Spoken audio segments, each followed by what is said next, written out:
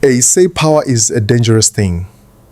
But what happens when a woman holds too much of it? This is the story of a woman who ruled not just markets or households, but the minds of men. A woman whose wealth rivaled that of kings, whose name brought fear even in the war council of Ibadan. Her story is whispered in shame, told in fragments, buried beneath layers of fear, patriarchy, and tragedy. But today, we bring her voice back.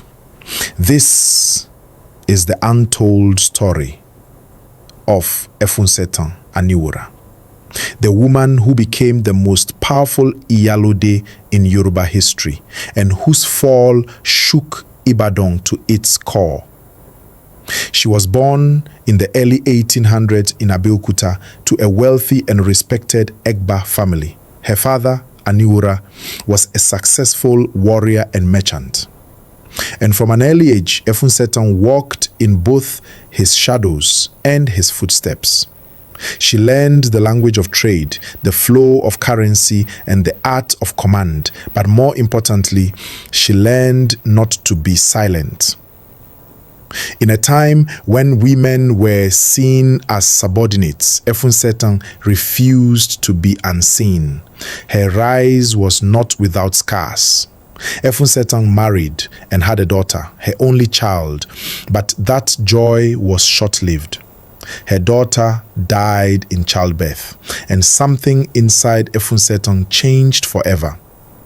She did not remarry. She did not bear another child. Instead, she buried her pain deep and turned her grief into ambition.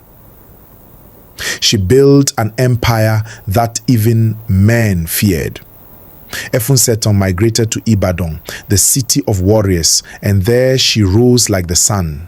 She became one of the wealthiest traders in West Africa, dealing in tobacco, salt, kola nuts, slaves, and firearms.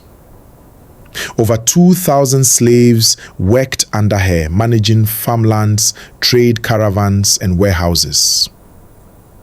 But she wasn't just a businesswoman.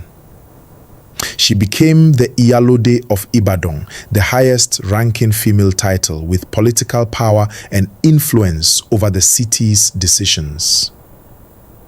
Some say she could sway war strategies, dethrone chiefs, and silence even the most boastful warriors. With great power came fear.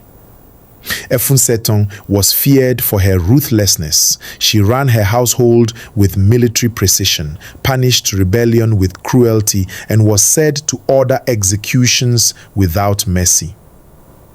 Some say the death of her daughter had turned her cold. Others say power simply revealed what had always been there. Either way, the city whispered, and men began to plot. By the 1870s, her influence became a threat to Efunsetan's loyal slaves were turned against her. Latusa secretly ordered her chief steward, someone she trusted, to betray her. One dark night in 1874, she was captured in her sleep, bound, silenced, executed quietly. No war, no trial, no ceremony. The most powerful woman in Ibadan's history was removed like a shadow at dawn. Ibadan changed after her death. Some rejoiced, many mourned in silence.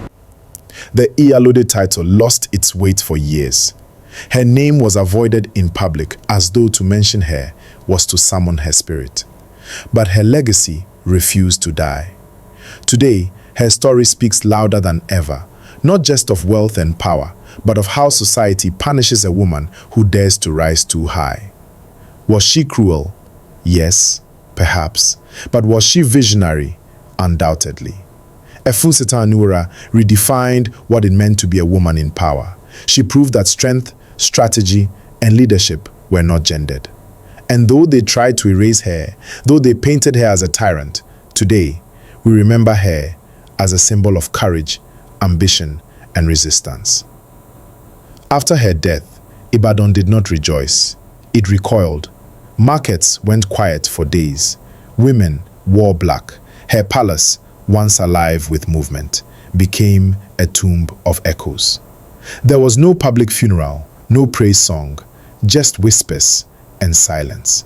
The same chiefs who feared her now feared her ghost, because deep down they knew they had not just killed a woman, they had silenced a voice that could not be replaced. But Efunsetan's story didn't end with her. She had inspired a generation of Yoruba women traders, leaders, and mothers who remembered her not as a tyrant, but as a trailblazer. She showed them that a woman could rise not by being someone's wife or daughter, but by her own force. Even in her harshness, there was wisdom. Even in her downfall, there was warning.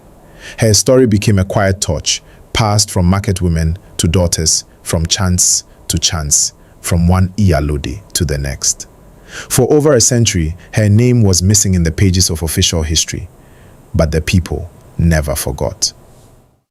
In 1992, a stage play titled Efunsetan Aniwura by Professor Akinwumi Shola brought her back to life, not as a villain, but as a woman of her time, shaped by pain, duty, and a hunger to survive in a world that gave her nothing. Today, she is remembered in books, art, and statues.